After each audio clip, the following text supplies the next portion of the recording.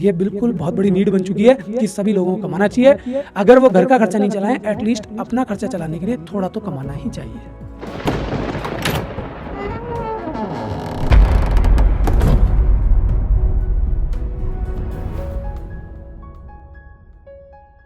नमस्कार, मैं क्षितिज कुमार। आज के पॉडकास्ट में हम बहुत खूबसूरत विषय लेकर आए हैं जो आपसे जुड़ा हुआ है और विषय है घर की आर्थिक स्थिति और जीवन। और हमारे साथ आपके चहेते अनमोल, जो सत्य पर आधारित जवाब देते हैं। आइए शुरू करते हैं। अनमोल, घर में जब एक बच्चा जन्म लेता है तो उस घर की जो आर्थिक सिचुएशन होती है वो उसके जीवन से जुड़ जाती है। इस मामले में आप क्या कहना चाहेंगे? बिल्कुल, एक बच्चा जब एक घर में जन्म लेता है तो आर्थिक स्थिति तो उसके सामने आती है। मैं ये कहूँगा कि जब वो जन्म लेता है तो बहुत सारी चीज़ें उसके साथ जुड़ती हैं। धर्म जुड़ता है, जाति जुड़ती है, परिवार के लोग जुड़ते हैं, लेकिन अर्थ भी जुड़ता है साथ के साथ। और अर्थ की भूमिका इतनी बड़ी है कि उसका शरीर तब चलेगा जब उसके पास अर्थ होगा, यानी उसके पेरेंट्स के पास वाजिब पैसा होगा जो उसकी देखभाल कर सके। इसलिए अक्सर लोग ये कहते हैं कि आप बच्चे उतने पैदा कीजिए, या बुद्धिजीवी लोग भी लोगों को कहते हैं, समाज में समझाते हैं कि आप उतने बच्चे पैदा कीजिए जिनका पालन पोषण आप बड़े आराम से कर सकें। मैं सबसे पहले अर्थ की ज़रूरत वहाँ से लूँगा कि शरीर है जिसको पैसे की नीड है, बाकी ज़रूरतें तो बाद में है। शरीर ही अगर आपका सही नहीं रह रहा तो फिर क्या मतलब है आपके जीने का? तो क्या घरों में एक बच्चे को वाजिब पोषण मिल रहा है? क्या उसको 2 टाइम 3 टाइम दूध मिल रहा है? जितने भी उसके शरीर को ज़रूरत है। क्या उसको निश्चित मात्रा में फल मिल रहे हैं? क्या उसको पौष्टिक आहार मिल रहा है?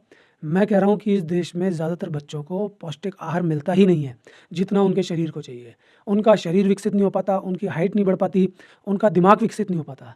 तो मैं मानता हूँ कि अर्थ की इतनी ज़रूरत तो है, और मैं अंत तक यही बात बोलूँगा कि अर्थ की इतनी ही ज़रूरत है कि कम से कम आपकी बेसिक ज़रूरतें पूरी होती रहें। और बेसिक ज़रूरतों में सबसे बेसिक तो आपका भोजन है, वो भोजन जो आपकी न्यूट्रिशन वैल्यू को पूरा कर सके। अपने हिंदुस्तान में ज़्यादातर संयुक्त परिवार है।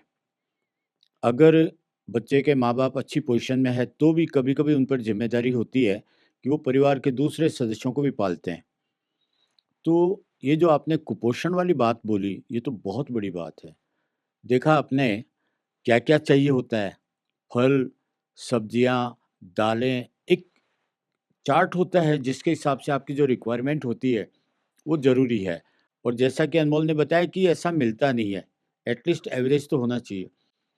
उसमें जो अपनी पारिवारिक परिस्थिति है, वो और भी अलग है। जैसे घर में एक ही आदमी कमाता है और 10 खाने वाले हैं, भले ही से वो कितना भी अच्छा कमाए, तो वो भी परेशानी होती है। देखिए, आवश्यकता ही आविष्कार की जननी है। जो पहले का समाज था, वो बना ही ऐसे था। इसमें क्या है, आपकी बात क्रॉस हो जाएगी और सामाजिक बातें क्रॉस हो जाएँगी, संस्कार क्रॉस हो जाएगा। मैं हमेशा ही आपको ये कह रहा हूँ, हर बातचीत में ये कहता हूँ, हर प्रश्न में ये कहता हूँ कि जो सत्य है वो आध्यात्मिक दुनिया का अलग है, सांसारिक दुनिया का अलग है। और जो आध्यात्मिक दुनिया का सत्य है वो सदा से ही, आदि अनंत से ही सेम है और एंड तक भी सेम रहेगा, यानी वो कभी बदलता नहीं है। लेकिन सांसारिक दुनिया का जो सत्य है, जिसको मैं बोलता हूँ ये है, वो हमेशा चेंज होता है समय के हिसाब से।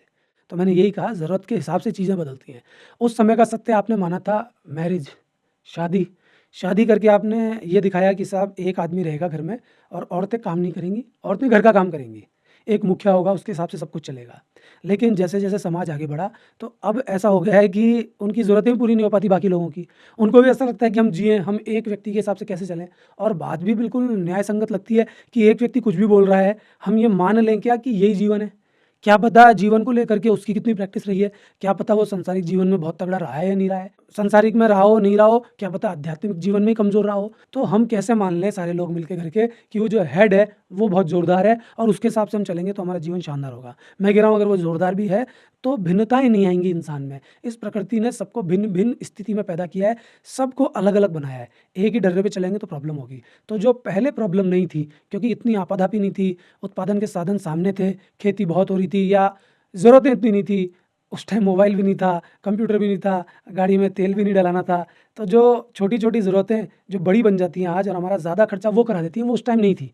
आज ये सब चीज़ें ज़्यादा हो गई हैं। भोजन आज भी बहुत महँगा नहीं है। मैं कह रहा हूँ महँगा तो है, लेकिन इतना महँगा नहीं है कि जो और ज़रूरतें आपकी बीच में आके उसको महँगा कर देती हैं। अब भोजन आप ले रहे हैं, आप ये नहीं देख रहे कि इसकी न्यूट्रिशन वैल्यू कितनी है, बल्कि आप ये देख रहे हैं कि ये सज के कितना आया है। इसलिए आप होटल में खाने पहुँच जाते हैं, कहीं और पहुँच जाते हैं। आप ये बिल्कुल भी नहीं देख रहे कि कौन-सा ऐसा भोजन है, भले ही वो सस्ता आता हो, लेकिन हमारे शरीर को तगड़ा बनाए। आप नहीं खाते, आप भोजन में भी दिखावा करते हैं। तो पहले की स्थिति अलग थी, आज की अलग है। आज तो लोगों को काम करना ही पड़ता है। ये उस व्यक्ति के लिए भी गड़बड़ वाली बात है जो अकेला कमा रहा है और 10 खा रहे हैं।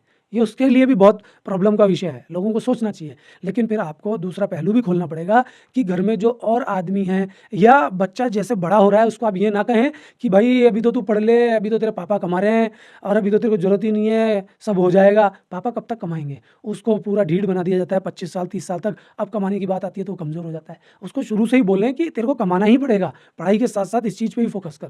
औरतों के लिए बहुत सारे अवसर खुले हुए हैं। ठीक है, अगर आप अपनी औरतों को बाहर नहीं भेजना चाहते, आप उनको पाबंद रखना चाहते हैं, आप मेरी बात नहीं मानते, आप विवाह वाला कंसेप्ट नहीं समझते मेरा या परिवार वाला कंसेप्ट नहीं समझते, तो आप उनको घर में रख लीजिए। अब मजबूरी है तो क्या करें, जब आपने सवाल ही पूछा है तो परिवार का ही सवाल पूछा है तो मैं वही जवाब दूँगा।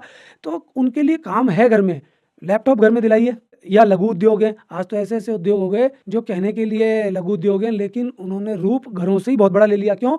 क्योंकि उस प्रोडक्ट की सप्लाई वर्ल्ड वाइड की जा सकती है इंटरनेट के द्वारा। तो जो छोटे उद्योग घरों में औरतें खोलती थी, अचार बनाना, पापड़ बनाना, मोमबत्ती बनाना, अगरबत्ती बनाना, आज ये इतने बड़े लेवल पे जा चुके हैं। अगर उनकी चीज़ में दम है, तो वो इंटरनेट के ज़रिए पूरे विश्व में दे सकती हैं। अगर घर में उनको कोई चीज़ आ गई, कुछ अपने आप में कोई विधा डेवलप हो गई या उन्होंने सीख ली, तो वो उसको इंटरनेट के माध्यम से दूसरों को सिखा करके अर्निंग कर सकती हैं। लेकिन हमको सबको सोचना पड़ेगा कि सब लोग अगर कमाते हैं, तो कोई बुरी बात नहीं है, बल्कि एक अच्छी बात सारे लोगों के साथ हो जाती है। उनको जीने का एक मकसद मिलता है और वजूद के साथ ज़िंदगी जीते हैं, वो किसी के मोहताज नहीं होते।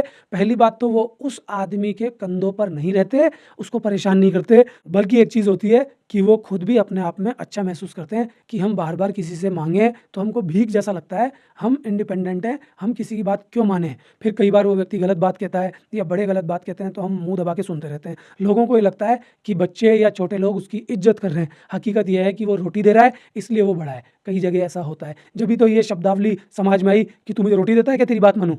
यानी इस बात से ही साबित होता है कि इंसान बात उसकी मानता है जो उसको रोटी देता है। तो आप इसको जस्टिफ़ाई नहीं कर पाएँगे। मैं कह रहा हूँ कि आज के समय में, आज की सत्यता में ये बिल्कुल बहुत बड़ी नीड बन चुकी है कि सभी लोगों को कमाना चाहिए। अगर वो घर का खर्चा नहीं चलाएँ, एट लीस्ट अपना खर्चा चलाने के लिए थोड़ा तो कमाना ही चाहिए।